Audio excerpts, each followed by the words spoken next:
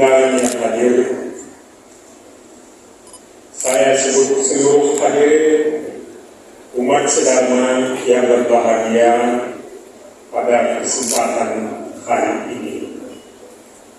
Pertama-tama mari kita tiada hentinya selaku insan yang memiliki seragam dan bakti memanjatkan puja astuti kehadapan Ida Sang Hyang Widi Wasa, seraya mengaturkan sesanti alai bagio karena atas asung terkewaro nugraha beliau kita diperkenankan berkumpul pada kesempatan ini dalam acara Dharma Santi Hari Raya Nyepi Tahun Baru Saka 1947 di tahun 2025 Masehi dalam suasana yang menggembirakan dan ceria, seraya memohon juga, seraya berdoa kiranya beliau berkenan menyertai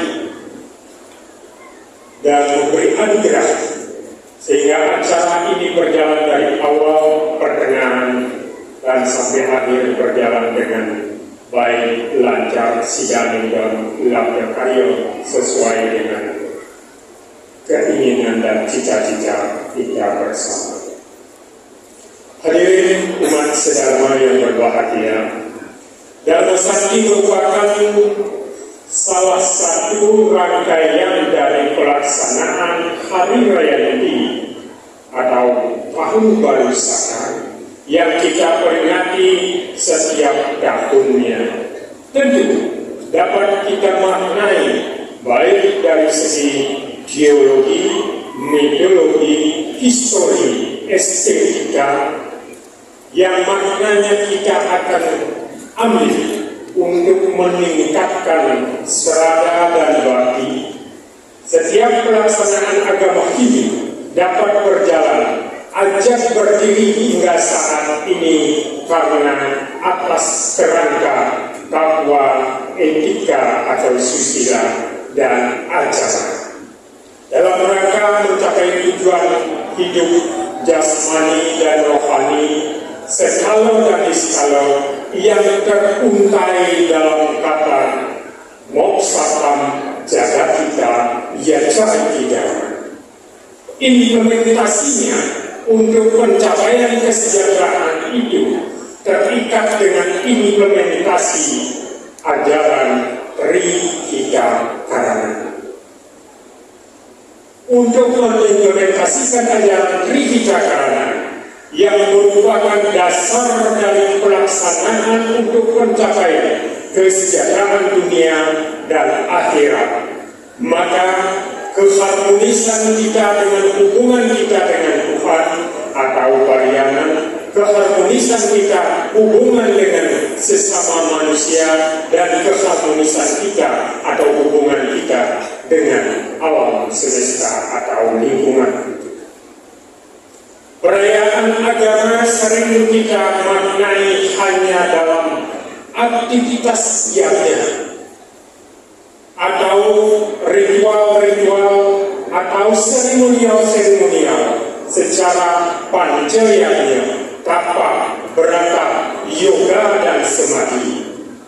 Itu pun tidaklah salah ketika ini merupakan hal kebutuhan kita di dalam hubungan vertikal.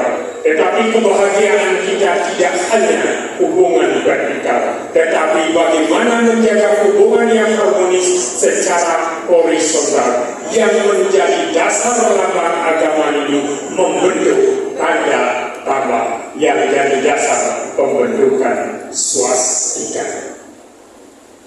Pelaksanaan hal agama maka di samping secara vertikal tentu akan kita lakukan secara horizontal, yaitu dengan aktivitas karma atau pelayanan.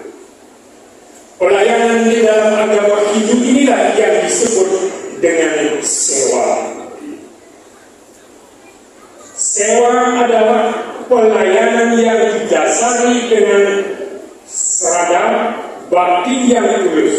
Pelayanan yang dilakukan tanpa ada kepentingan pribadi, tanpa ada kepentingan dengan kasih. Inilah yang disebut sewa. Jika sewa menjadi kewajiban, menjadi sewaka dharma. Sewaka dharma adalah pelayanan sesama manusia yang dijadikan kewajiban kita. Karena hidup kita di dunia ini saling ketergantungan terhadap pelayanan itu. Maka pelayanan secara horizontal, pelayanan kepada sesama manusia dijadikan juga sebagai pelayanan terhadap Tuhan.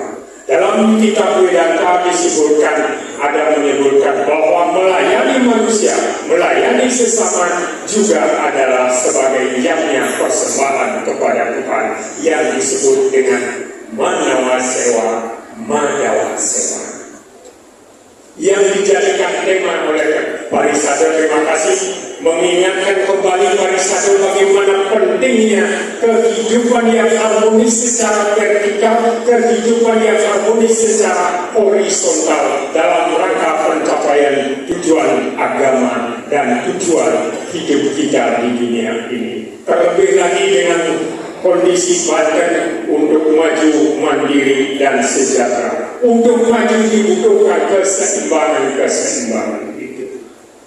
Terkait dengan sewa atau manusia sewa, manawa sewa, manusia pelayanan manusia, pelayanan sesama, ini juga adalah bagian dari bakti.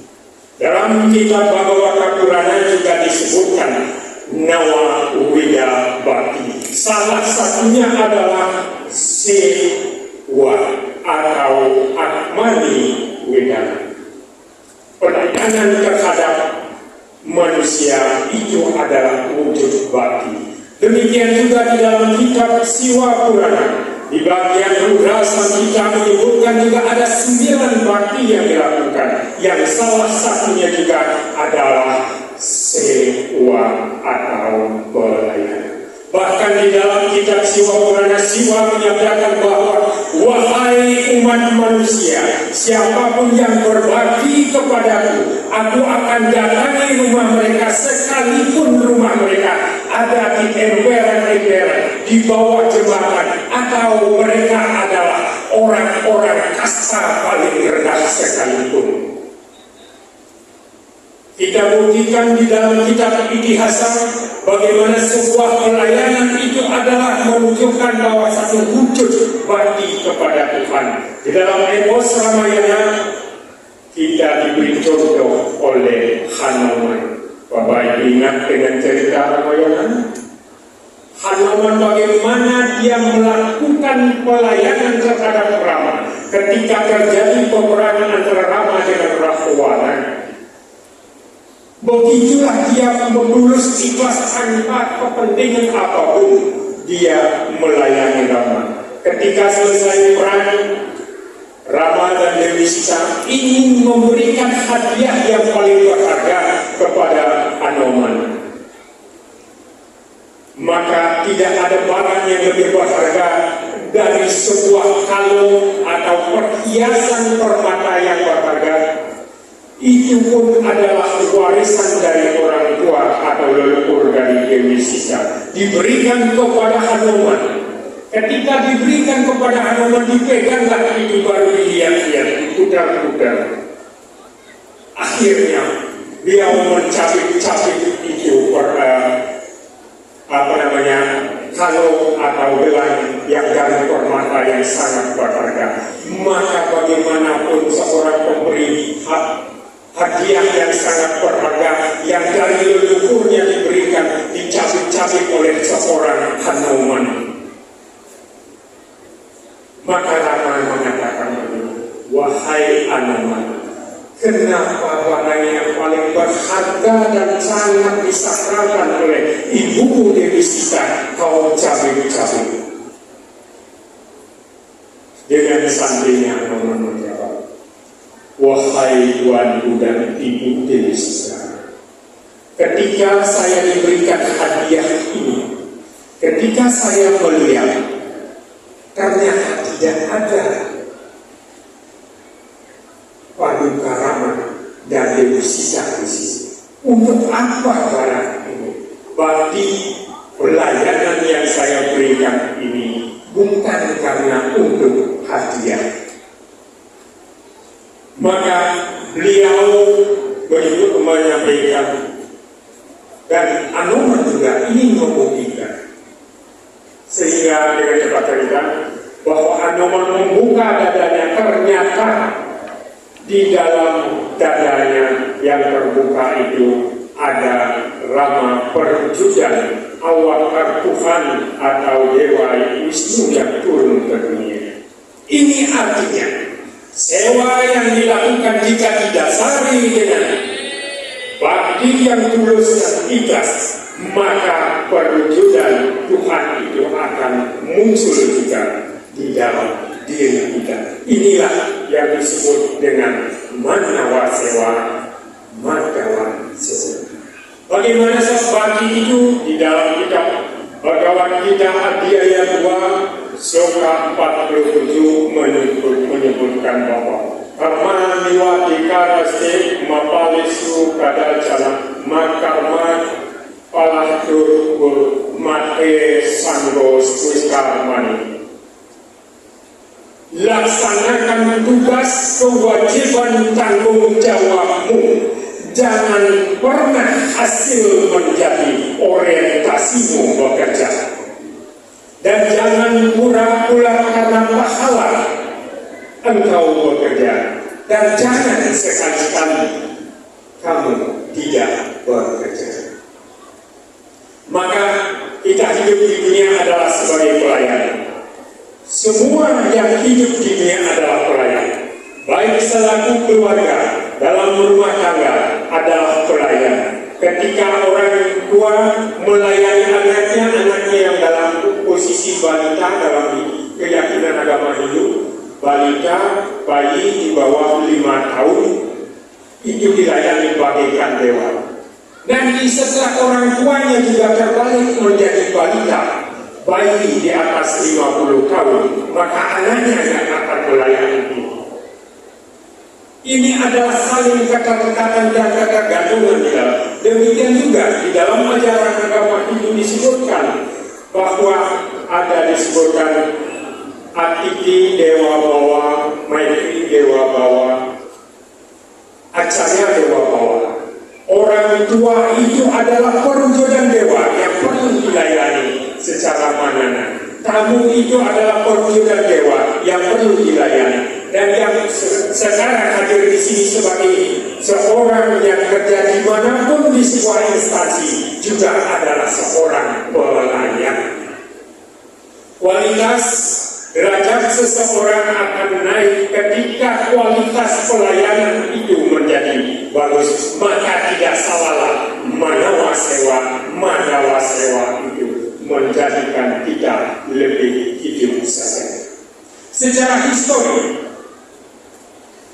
perayaan Hari Raya ini berawal dari tahun 79 ketika dinasti Kusuma mengangkat Raja yang Kalmiska pertama, merubah pola penguasaan, merubah pola ekspansinya dari perang menjadi kebersamaan, toleransi, dan introspeksi diri. Karena beliau menganggap bahwa hasil analisis beliau menganggap bahwa perang tidak pernah menyelesaikan masalah. Yang hasil dari sebuah perang hanya dua. Yang pertama adalah kalah dan menang. Yang menang semakin ego menekan yang kalah. Yang kalah mempersiapkan diri bagaimana membalasnya. Dampak kedua adalah rusaknya tatanan hidup masyarakat. Maka perang kecil maupun perang besar, perang antara suami istri juga mempengaruhi kondisi ini. Maka jika bawa pada manawa sewa, perang ini saya yakin tidak akan terjadi. Hadirnya Bapak Gubernur tadi, hadirnya para pejabat tadi, itu juga adalah sebagai wujud pelayanan beliau kepada umat Hindu yang ada di Banten. Perlu kita apresiasi. Berarti umat Hindu sudah mendapatkan pelayanan baik dari gubernur dari bupati, wali kota, dengan wujud kehadiran beliau adalah pelayanan yang luar biasa diberikan kepada kita. Tapi kita tidak boleh a priori bahwa kita menjadi bosnya. Ada konsekuensi logis terhadap kehadiran beliau. Konsekuensi logis dari kehadiran beliau yaitu seperti yang disebutkan di dalam kitab At-Tarwawidah Mandala 12 Suka 1 Mantra 45 sebagai berikut. Jalam migrati bahuda wiwajasam nanadamanam pratiwi yadai kasam sapasram daradravina semu duham duhewade nurana pasurandi. Wahai umat manusia, khususnya umat Hindu yang mendengar saat ini yang duduk, bekerja keraslah untuk tanah air tumpah darahmu yang menggunakan bahasa yang berbeda. Hormatilah mereka, beri penghormatan yang pantas kepada mereka yang menganut keyakinan yang berbeda. Hargailah mereka bagaikan keluarga yang berada di dalam satu rumah tangga atau keluarga. Curahkan cinta kasihmu bagaikan induk sapi yang tidak pernah meninggalkan anak-anaknya. Maka ribuan sungai akan mengalirkan kekayaan dan kesejahteraan bagi dirimu dan anak-anak. Dari mantra ini kita diisyaratkan sebagai warga negara, keluarga, masyarakat, kaum agama, bagaimana harus bekerja keras demi perdiri tumpah darah kita. Berarti Weda 5.000 tahun sebelum Masehi sudah meramalkan kondisi sekarang yang hidup menggunakan suku, bangsa, bahasa yang berbeda, keyakinan yang berbeda. Inilah hebatnya Weda. Maka ketika hal ini dilakukan, bagaimana konsekuensi logis yang saya sebutkan tadi, ketika Bapak Gubernur Guru Wiseso selaku utusan Tuhan di dunia ini, di samping 3 guru yang lain, maka wajib juga kita baktikan, layani dengan baik dengan mengikuti segala program-program beliau. Hidup di dalam kondisi daerah Banten, tadi izin Pak Kiai, tadi saya menyebut, kalau di Bali aktivitas upacara agama hampir 90% menggunakan Banten. Ternyata di Banten juga Bali, ada Balinya. Ini adalah harmoni yang disusun oleh leluhur dengan sejarah. Tentunya kita harus sadari sekarang bahwa leluhur kita sudah membuat bagaimana kita harmoni dengan kondisi ini. Di Banten ada Bali, di Bali ada Banten. Dan Banten itu juga adalah Bali. Karena Bali itu disebut karena Banten. Maksudnya Bali tidak bisa jelaskan. Kalau ada yang memberi definisi, Banten itu adalah Banten, artinya pengingat. Berarti dengan adanya Bali di Banten, dengan adanya Banten di Bali, mengingatkan kita, berarti kita tidak boleh lepas dengan Banten yang ada di Jawa dengan Banten yang ada di Bali. Yang hadir saat ini jangan anggap kebetulan. Mungkin Anda adalah reinkarnasi dari kekuasaan Hindu di zaman dahulu yang ada di Banten. Pak Kiai juga hadir pada saat ini bukan karena kebetulan, karena hati beliau merasakan ada penyatuan dan harmoni dalam pelaksanaan kegiatan-kegiatan. Untuk itu, mari kita bersama-sama bagaimana transformasi perayaan agama, transformasi kegiatan aktivitas seremonial agama, transformasi aktivitas sewa, manawa sewa, dan madawa sewa, memberikan inspirasi, inovasi untuk kita memiliki serada bakti dalam rangka mewujudkan kesejahteraan dunia dan akhirat. Karena terbatas sesuatu, saya simpulkan